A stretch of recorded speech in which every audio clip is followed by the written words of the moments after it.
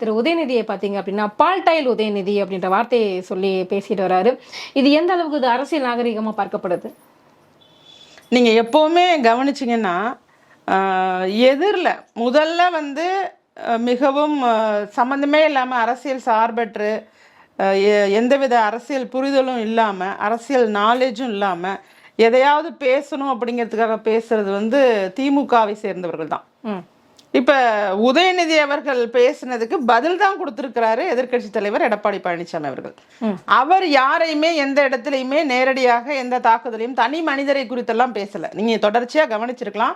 இத்தனை தொகுதிக்கு இவ்வளோ இடங்களுக்கு பிரச்சாரம் போன இடத்துலலாம் உங்களுடைய வாக்குறுதிகள் என்னாச்சு, நீங்க ஏன் இந்த வாக்குறுதிகள் நிறைவேற்றல அப்படிங்கிற விஷயத்தையும், மக்கள் வந்து எந்தெந்த துறைகள்னால பாதிக்கப்படுறாங்கிற மக்கள் பிரச்சனைகளையும், விவசாய பிரச்சனையும், நெசவாளர்கள் பிரச்சனையும், அந்தந்த பகுதிக்கு ஏற்றவாறு பகுதிகளுடைய பிரச்சனைகளை தான் மையப்படுத்தி இவ்வளவு நாட்களாக நீங்க பிரச்சாரத்தை பார்த்தீங்க.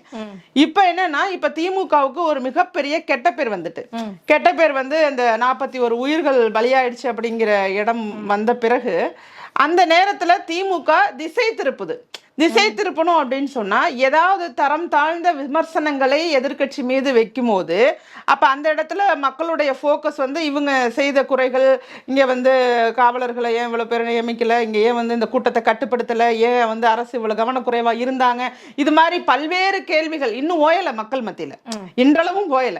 இப்ப அது அந்த கேள்விகள்லாம் மறையணும் அப்படிங்கிறதுக்காக, டைவர்ஷன் கிரியேட் பண்றதுக்காக பண்ற விஷயம் உதயநிதி தான் பண்ணாரு. ரொம்பவே தரக்குறைவா நிறைய பேசினாரு. அப்ப ஒரு லிமிட் இருக்கு, ஒரு எல்லை மீறி போறாரு. ஒரு எல்லை மீறி போகும்போது யாருக்கா இருந்தாலும் கோபம் வரும்.